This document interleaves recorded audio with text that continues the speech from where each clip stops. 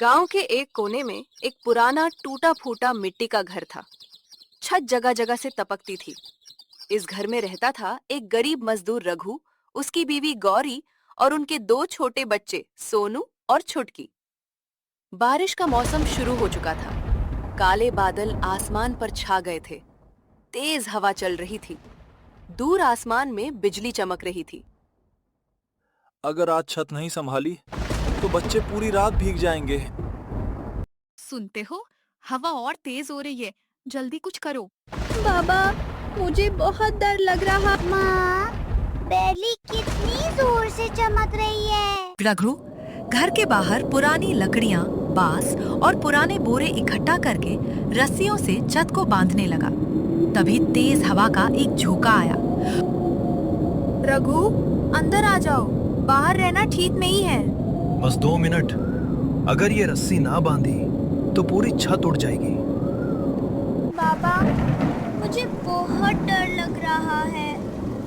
माँ, माँ, चुटकी जल्दी से भागकर माँ से चिपक जाती है। बारिश इतनी तेज हो गई कि घर के अंदर भी पानी टपकने लगा। गौरी बर्तन और बाल्टियां रखकर पानी रोकने लगी।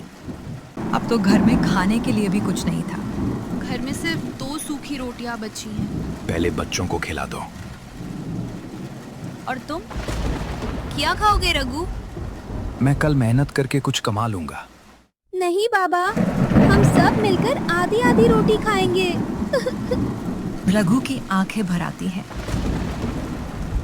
छत का एक हिस्सा टूटकर नीचे गिर जाता है। सब लोग इधर आ जाओ। जल्दी दीवार के पास खड़े हो जाओ। रघु अपने शरीर से बच्चों को बचाने की कोशिश करता है। दरवाजे पर जोर जोर से दस्तक होती है। तभी शाम को रघु का हमसाया अंदर आता है।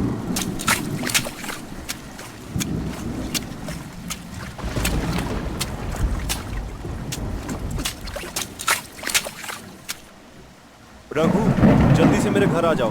मेरा घर पक्का है, बच्चे यहाँ सुरक्षित रहेंगे। शाम की बात से सब सहमत होते हैं और फिर सब तेज बारिश में जल्दी जल्दी उसके घर की तरफ निकल जाते हैं।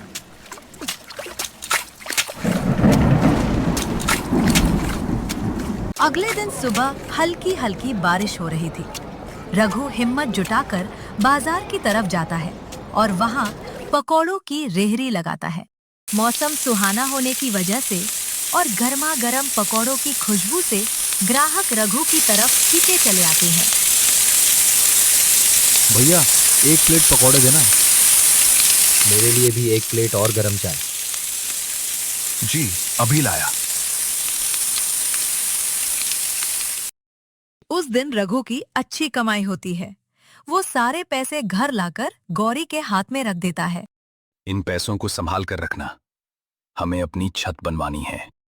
हम हर दिन थोड़ा थोड़ा पैसा बचाएंगे। कई हफ्ते गुजर जाते हैं। रघु रोज पकौड़ों की रेहड़ी लगाता है। गौरी हर रुपया संभाल कर रखती है। बच्चे भी बिना जिद किए अपने माँ बाप का साथ देते हैं। इतने पैसे जमा हो जाते हैं कि वे अपने घर की नई छत बनवा लेते हैं और दीवारों पर नया पेंट करवा लेते हैं। फिर एक दिन दोबारा तेज बारिश हुई, लेकिन इस बार घर के अंदर पानी की एक बूंद भी नहीं आई। बाबा, इस बार छत से पानी नहीं टपक रहा। अब हमें बारिश से डर नहीं लगता। ये सब तुम्हारी मेहनत का नतीजा है रघु। मेहनत कभी बेकार नहीं जाती। जब परिवार साथ हो तो हर मुश्किल आसान हो जाती है। उस रात पूरा परिवार चैन की नींद सोया।